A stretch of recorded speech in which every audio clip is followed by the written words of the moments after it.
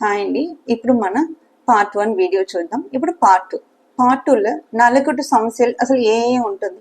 నల్లగుడ్డు shape ఉంగరగా ఉండవచ్చు, నల్లగుడ్డు మీద ఏదైనా నలకలు పడి రావచ్చు, పుండు ఉండవచ్చు, కలకలకలు వచ్చి ఏదైనా దాని మీద ఇన్ఫెక్షన్ వచ్చి ఉండవచ్చు, లేదంటే పిల్లలకని ఏదైనా ఉంటే గోరుతో గీసుకుని ఉండవచ్చు.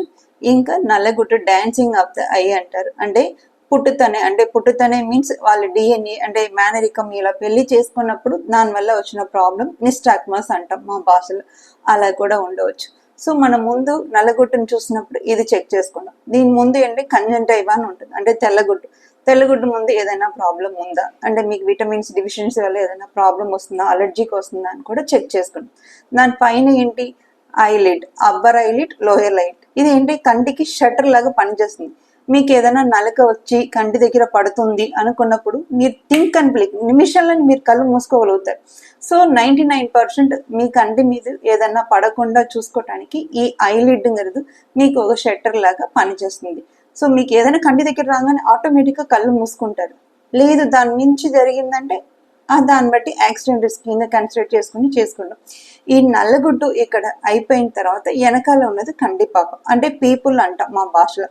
పీపుల్ అనేది మామూలుగా ఏంటంటే 3mm ఉంటుంది. ఇది ఎండలు వెళ్ళినప్పుడు చిన్నదవుతుంది, నీడకు వచ్చినప్పుడు ఆటోమేటిక్గా పెద్దదవుతుంది. సో దాన్ని బట్టి ఇన్ఫర్మేషన్ అనేది వెళ్తుండదు.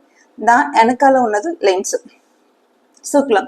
ఈ శుక్లం అనేది ఏజింగ్ బట్టి కొన్నిసారి స్టీరాయిడ్స్ వాడటం, other health issues, hereditary, UV exposure, లేదంటే డయాబెటిక్, హైపర్ టెన్సివ్, ఇంకా కొంతమంది నీ పెయిన్, జాయింట్ పెయిన్కి వాడే మందులు, కొన్ని సైకాట్రిస్ట్ డ్రగ్స్కి వాడే మందులు, లేదంటే కొన్ని వేరే ఏదైనా వేరే ఎమర్జెన్సీకి వాడే మందుల వల్ల కూడా క్యాటరాక్ట్ అనేది కొంత ఫాస్ట్గా రావచ్చు. అది కాకుండా ఏజింగ్ ప్రాసెస్లో ట్రమాటిక్ క్యాటరాక్ట్ అంటారు, కంబైన్ క్యాటరాక్ట్ అంటారు.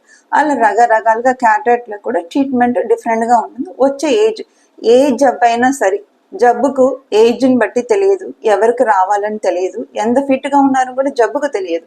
సో జబ్బు వచ్చిన తర్వాత డాక్టర్ దగ్గరకు వచ్చిన తర్వాత జబ్బు వచ్చిన దానికి రీజన్ ఎదుగుతాం, కానీ ఏదైనా ఫైనల్ కదా ట్రీట్మెంట్ ఒకటి. ట్రీట్మెంట్ ఎలా చేయాలి, ఎంతవరకు సక్సెస్ రేట్ ఉంటుంది, దీన్ని బట్టి ఉంటుంది. సో మీరు అడిగే క్వశ్చన్ కొంత క్లారిటీగా ఉంటే మాకు ఇన్ఫర్మేషన్ ఇవ్వటానికి కూడా మాకు క్లారిటీగా ఉంటుంది. అందుకోసం అలా కాకుండా మాది చిన్న ఏజ్, మాది ఇలా వచ్చింది అలా వచ్చింది అని మేము చెప్పే పాయింట్ని వదిలేసి మమ్మల్ని డైవర్షన్లో పెట్టినప్పుడు మీకు కావాల్సిన ఇన్ఫర్మేషన్ కొన్నిసారి మిస్ అయ్యే ఛాన్సెస్ ఉంటుంది. సో మీకు అడిగేటంలో ఒక క్లారిటీగా అడగండి.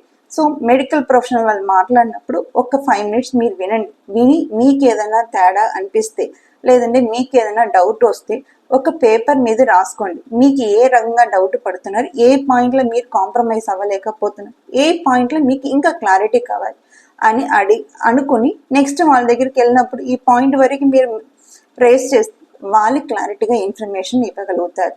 సో వెనకాల ఉన్నది రెటీనాలో షుగర్ రిలేటెడ్గా, బీపీ రిలేటెడ్గా, కొన్నిసారి ప్రెగ్నెన్సీ రిలేటెడ్గా, లేదంటే కొన్ని సైకాట్రీ రిలేటెడ్గా, కొన్నిసారి ఐసీయూలో ఉన్నప్పుడు, కొన్నిసారి బ్రెయిన్లో ప్రెషర్ లెవెల్స్ మారినప్పుడు ఈ చేంజెస్ అంతా ఉంటుంది. ఈ చేంజెస్ని ఒక్కొక్క రంగంగా డీల్ చేయడం అనేది జరుగుతుంది. నెక్స్ట్ 3rd వీడియోలో చూద్దాం.